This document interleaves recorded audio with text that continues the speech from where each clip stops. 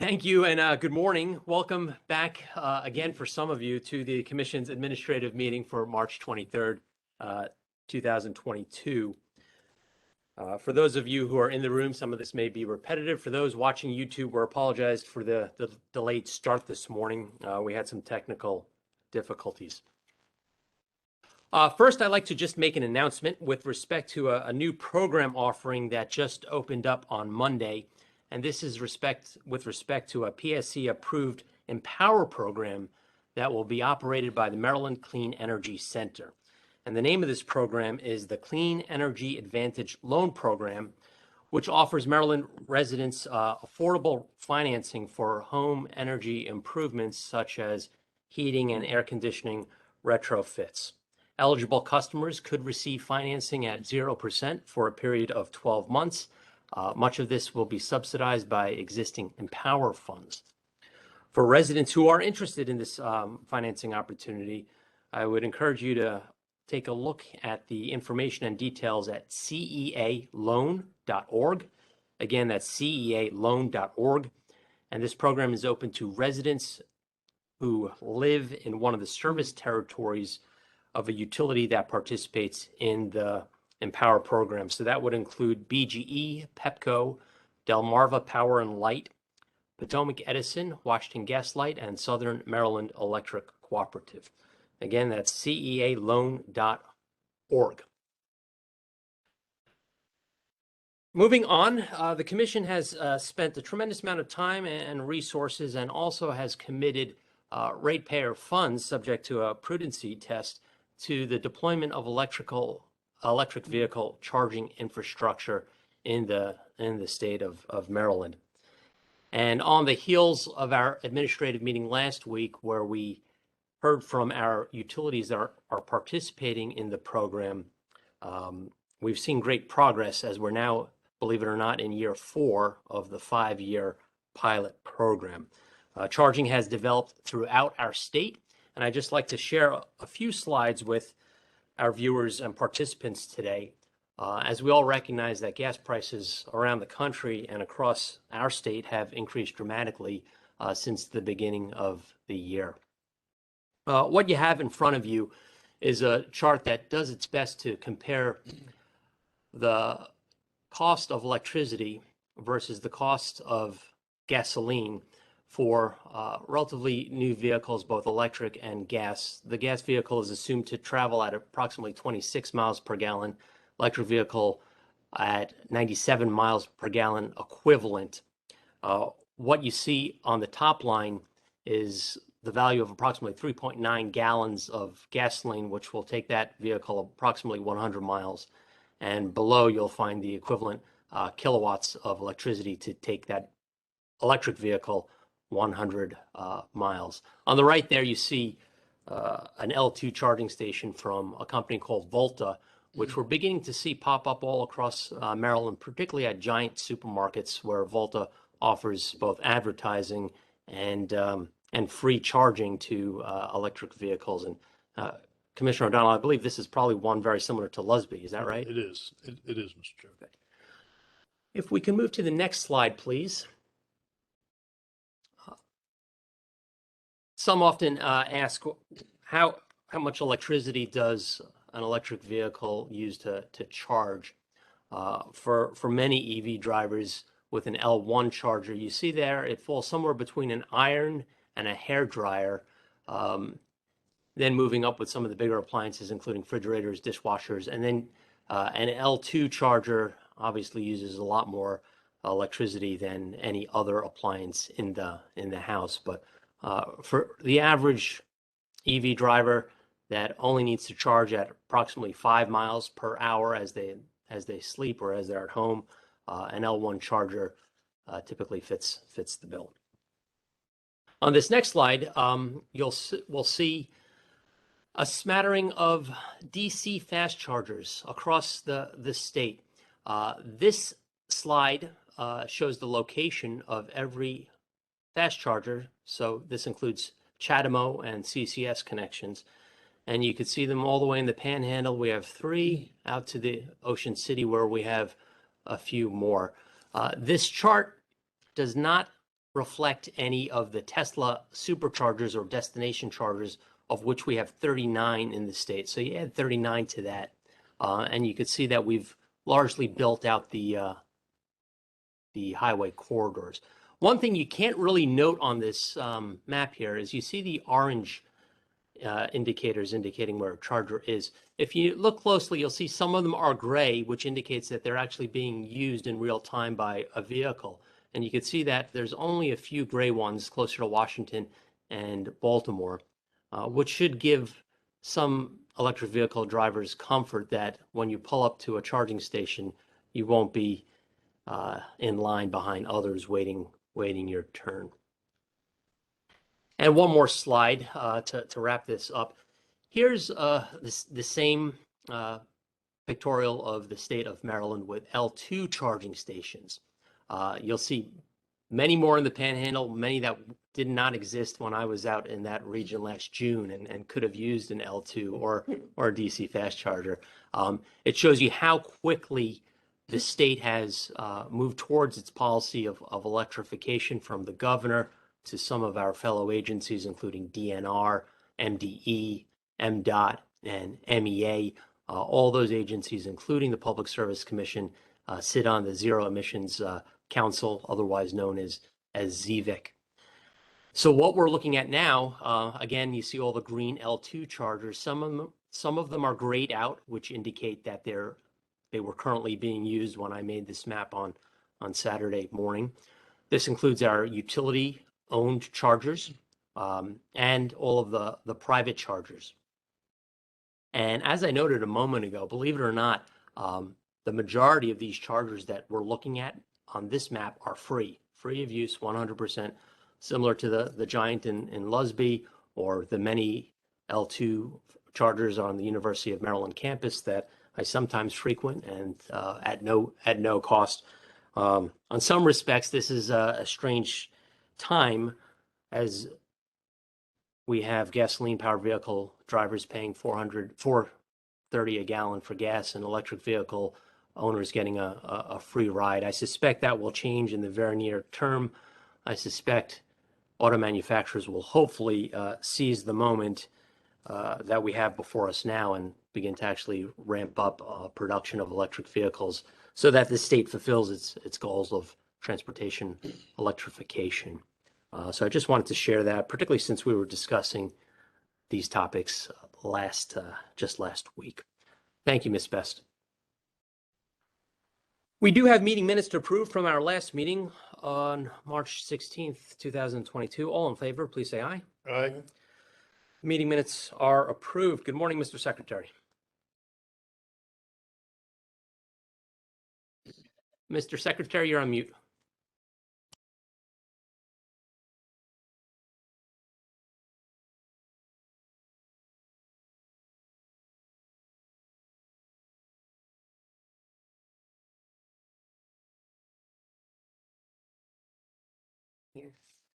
Okay. We're having lots of technical difficulties on this end today, so we apologize. So I'm going to substitute for the executive secretary and just read the consent list. Item number 1, we have Potomac Electric Power Company. Item number 2, we have Delmarva Power and Light Company. Both of these are with respect to revised SOS tariff pages. Item number 3 is a request to cancel a gas supplier license from Integrated Energy Services, LLC. And item number 4 is a request to cancel electric supplier licenses by Liberty Power Maryland, LLC and Liberty Power Holdings, LLC. Item number 5, with respect to Fusion Cloud Services, LLC, is an application for authority to provide local exchange service, as well as item number 6, also Fusion Communications, LLC, assignment of assets and customers of Fusion Communications to Fusion Cloud Services. That's our wrap. Do commissioners have any questions on the consent agenda items? Seeing none, I would move that with respect to item number 1, that we accept the tariff provisions for filing with an effective date of April 1st, 2022. With respect to item number 2, I move that we accept the tariff provisions for filing and direct the company to file clean copies of the revised tariff pages reflecting the revised rates provided in response to staff data request 1-4, with an effective date of April 1st, 2022. With respect to item number 3 and number 4, I move that we approve the cancellation requests. With respect to item number 5, I move that we grant the company the requested authority, grant the company the requested COMAR waivers for local exchange service providers, formerly known as Waiver Group C, and accept the tariff pages for filing with an effective date of March 23rd, 2022. And finally, with respect to item number 6, I move that we note the transfer of Fusion Communications LLC's customers and telecommunications operations to Fusion Cloud Services LLC. The vote begins with Commissioner Herman, Aye. Commissioner Linton, Aye. Commissioner Richard, Aye. and Commissioner O'Donnell. Aye. Commissioner O'Donnell just got a promotion. I vote aye. The motions are approved. Mr. Secretary. Mr. Chairman, item number 7 is an elective balancing rider from Columbia, Maryland. This item for staff, we have Alex Holtschneider, Ted Gallagher, and Rebecca Anhires. Thank you. We'll begin with staff. Mr. Holtschneider. Good morning, Chairman and Commissioners. Alex Holtschneider on behalf of staff. Columbia Gas filed revised rates for its elective balancing services rider with an effective date of the April 2022 billing cycle. Columbia allows their commercial and industrial customers the flexibility to balance their gas deliveries using one of 3 options. Option 1 is the option that this rider pertains to. Option 1 allows these customer classes to maintain a bank of gas from month to month on Columbia's system. Columbia determines these revised rider rates by calculating the associated cost of storing and transmitting gas for option 1 customers and dividing said cost by total therm usage. These costs include storage capacity costs, storage reservation costs, transportation costs, and more. This revised rate is an increase of 52.47%. The major reason for this increase is one of their suppliers, Columbia Gas Transmission, filed for a rate increase that took effect in August of 2021. Note that Columbia's rate of $0.00956 per therm is the maximum rate that they are allowed to charge per their tariffs. If there was no cap, their calculations suggested a rate of $0.01077 per therm. Staff also notes that this is a voluntary rate that these customers could have chosen to not elect into last summer, and therefore staff recommends the Commission approve the proposed rate to be effective with Columbia's April 2022 billing cycle. Thank you, Mr. Holtschneider. I recognize that this is your first time appearing before the commission, so welcome to the virtual table. We'll be back in the hearing room very soon, but again, welcome to TGW as well. We'll next turn to the company. Thank you. Ted Gallagher on behalf of Columbia Gas of Maryland, and on the meeting today also is Rebecca Anhires, who is Columbia Gas of Maryland's Manager of Rates and Regulatory Services, and we are prepared to entertain any questions that you may have. Thank you. We'll begin with Commissioner questioning, beginning with Commissioner O'Donnell. Thank you, Mr. Chairman. Mr. Holtschneider, in honor of this being your maiden voyage at an AM and presenting on behalf of staff, I wanted to ask you a question. What is a city gate with respect to gas transmission systems? I believe the city gate is the sort of junction between the transmission system and the local distribution system, but I'm not positive. Okay. I can confirm their accuracy. That's correct. All right, thank you. And these balancing rates include storage up to the city gate, correct? I believe that's correct, yes. Well, you handled that with aplomb like you're a veteran, Mr. Holtschneider. Thank you for that. Thank you. A little bit of hazing on day one, but your definition of city gate was spot on. Additional questions? Seeing none, thank you. I would propose that we accept the proposed rate to be effective with the April 2022 billing cycle. The vote begins with Commissioner Herman. Aye. Commissioner Linton. Commissioner O'Donnell. Aye. And Commissioner Richard. Aye. I vote aye. The motion is approved. Mr. Chairman, item number 8 was held from the last administrative meeting. It's a notification of change in ownership and name change from BG Home Products and Services LLC. On this item for staff, we have Michael Zhang and company Florence Davis, Maurice Simpson, David Donat, Leo Campbell, and Brian Green. Thank you. I think we could skip staff and go right back to the company here. We received a letter from Ms. Davis just the other day. Ms. Davis or Exelon/BGE Home, do you have anything else to share with us this morning?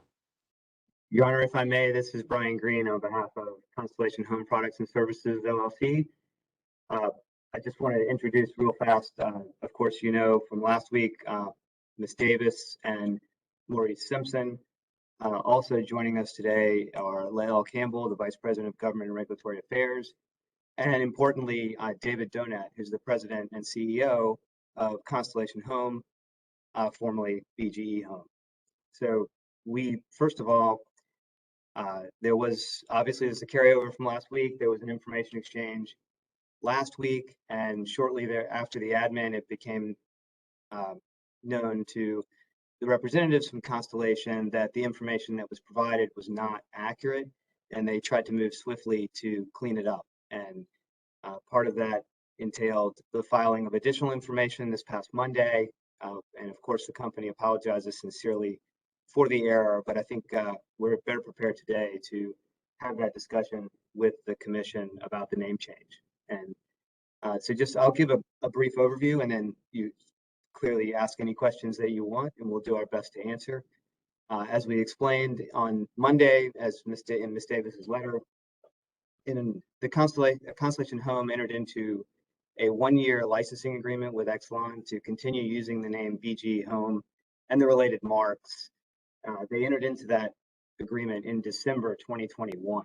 And the reason for the transition period is that obviously BGE Home offers extensive services and products that go well beyond just the natural gas commodity. They touch a lot of lives every day. They're in homes every day, and changing the name is a huge undertaking.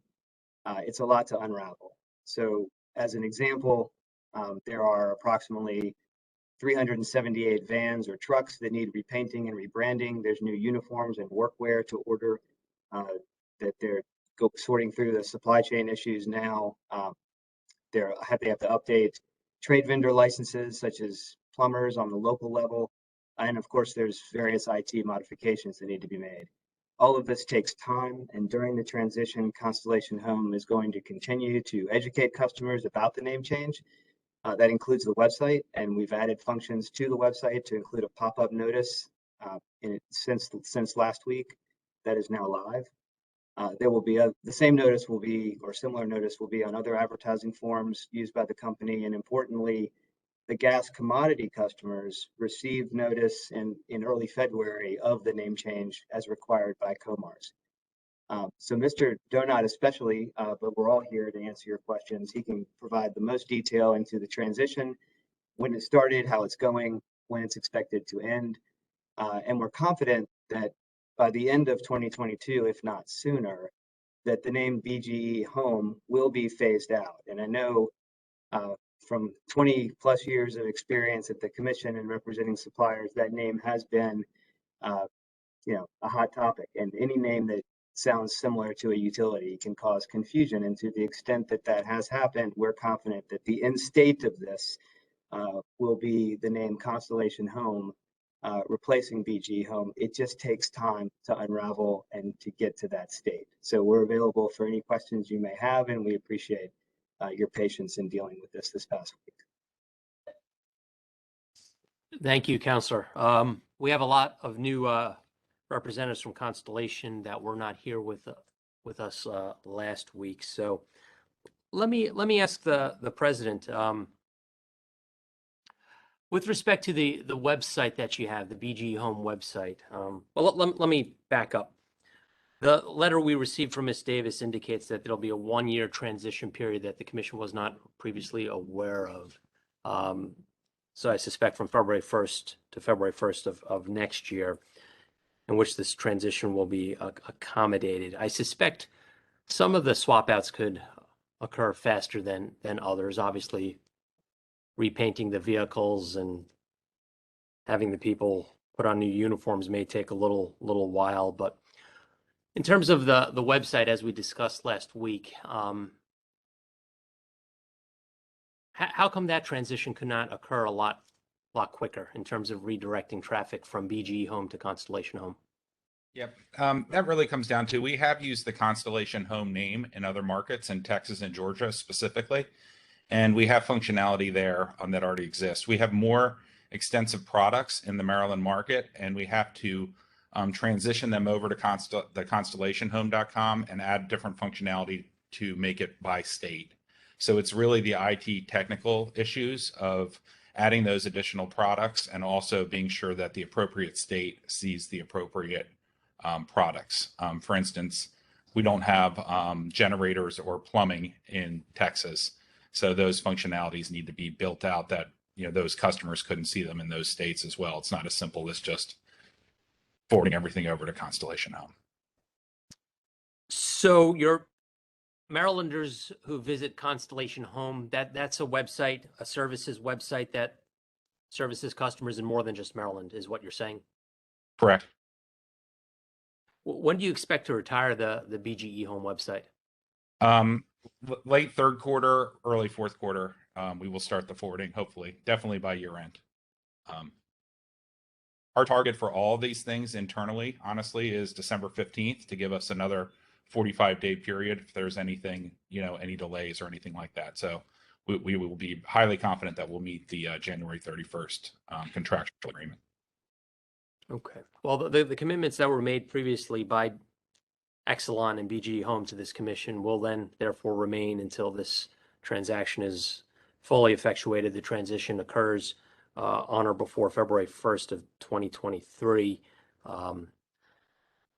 If it doesn't occur on that timeline, Mr. Donat, there's obviously a responsibility or requirement on Constellation Home to advise this commission accordingly.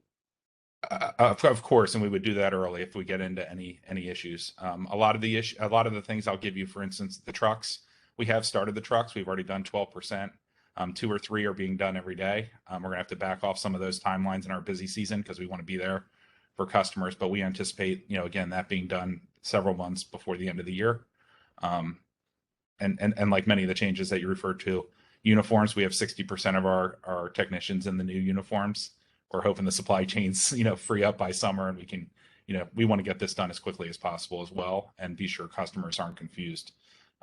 Our emphasis 100% is we want to be there for our customers when they don't have air on a summer day. That's just as important as not having electricity in our view. So we want to be there for those customers. We want them to know where to call so that we can be there for those customers in a timely manner. Thank you. Do my colleagues have questions? Commissioner O'Donnell. Thank you, Mr. Chairman. Mr. Donat, let me ask you this. Constellation signed this licensing agreement with BGE Home without our knowledge. We just found out about it, I believe, this week. What would prevent you from signing another license agreement, extending it for another year without our knowledge?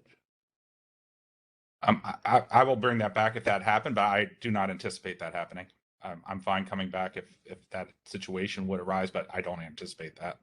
Yeah, so the controversies alluded to by Mr. Green and as discussed last week, and they go back in my memory for decades as well. And I used to work for BG&E in a previous life.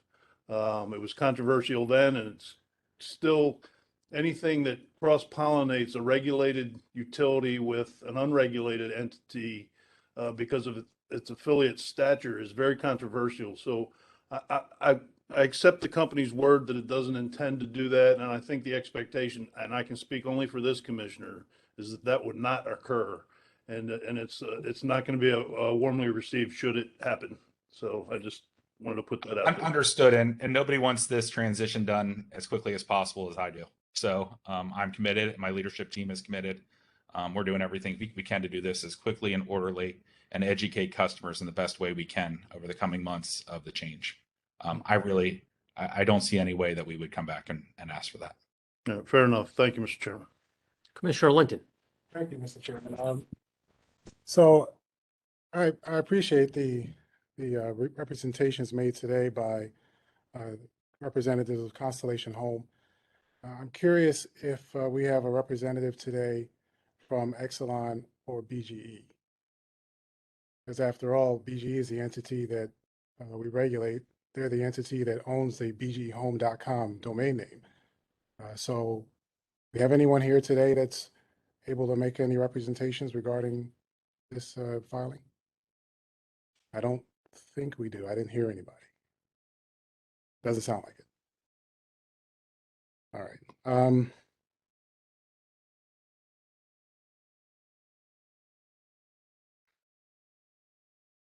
No, that's all I have. Thank you, Mr. Chair.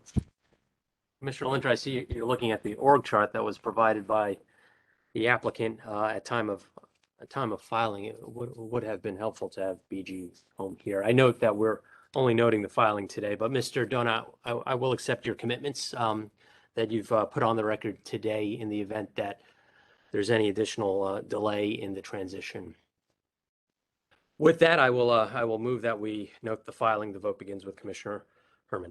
Aye. Commissioner Linton. Chairman, I'll have to oppose at this point. I think I understand it's just a note here, but Constellation Home is not an entity really very clear to the result of this transaction.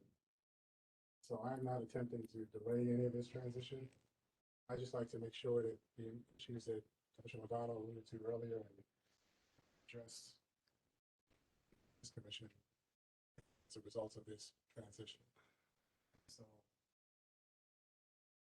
I see this. I don't think anybody else does. So. Commissioner Linton votes no. Commissioner O'Donnell. Aye. And Commissioner Richard. Aye.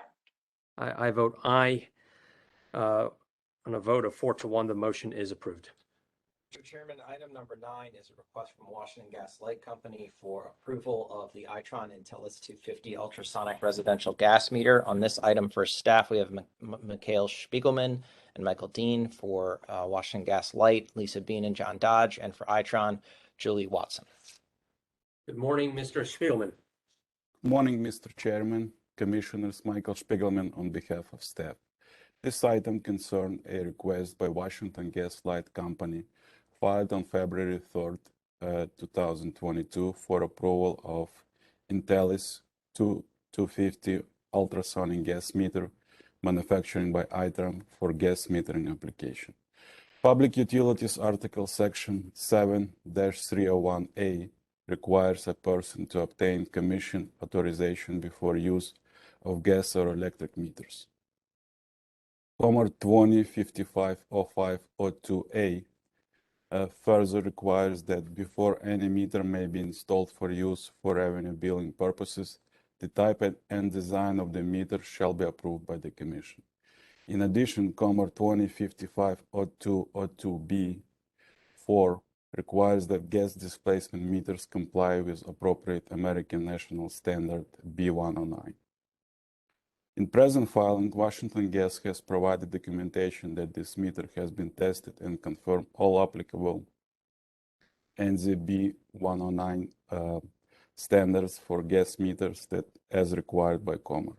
In addition, Itron Intellis 250 is already approved by the Alabama, Indiana, Minnesota, Mississippi, Missouri, and Texas Public Service Commission. It also has been approved by Measurement Canada per Notice of Approval AG 0642. Furthermore, the Commission has previously approved ultrasonic gas meters. Staff has reviewed all of the materials provided by Washington Gas concerning the meter and has concluded that provided information supports approval of the Intellis 250 ultrasonic gas meters for use in Maryland. Thank you, Mr. Spiegelman. We will turn to counsel for Washington Gas Light. Good morning, Mr. Chairman and Commissioners. John Dodge appearing on behalf of Washington Gas. As the Secretary noted, I'm joined by my colleagues, Lisa Bean, who is an engineer in our Customer Field Measurement Office, and from Itron, Julie Watson, and we are available for any questions you may have. We'll begin the questioning by Commissioner O'Donnell. Thank you, Mr. Chairman. Mr. Spiegelman, if we know, do we know if there has been any problems in the other states that use this meter that have approved its use or in Canada Any documented problems with this particular Itron meter? I'm unaware of any problems with this Yeah. particular meter. Okay, well, thank you. Thank you for that. And let me just note parenthetically, Mr. Spiegelman, I'm sure I speak for all of us. We are in solidarity with the people of Ukraine, and I wanted to mention that to you, sir. It's heart-wrenching to see what's happening there, and I wanted to share that with you. Thank you. Thank you. Thank you. Commissioner Linton. Thank you, Mr. Chair. Just a quick question for Washington Gas. Good morning. Is the company planning on doing a more involved swap out of current meters for these new ones, or is this just a replacement meter in your normal site?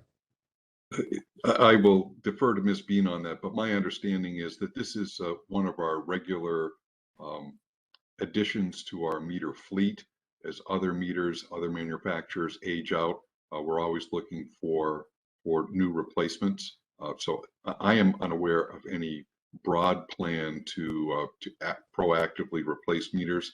This would be for new build outs and for meters that have been aging out. All right, thank you. That's all I have, Mr. Chair. Thank you. Seeing no additional questions, I would move that we approve the Itron Intellius 250 gas meter. The vote begins with Commissioner Herman, Aye. Commissioner Linton, Aye. Commissioner O'Donnell, All right, and Commissioner Richard. Aye. I vote aye. The motion is approved. Again, my apologies for the delayed start this morning. We're going to iron out some wrinkles before we return to the hearing room. With that, today's meeting is now adjourned.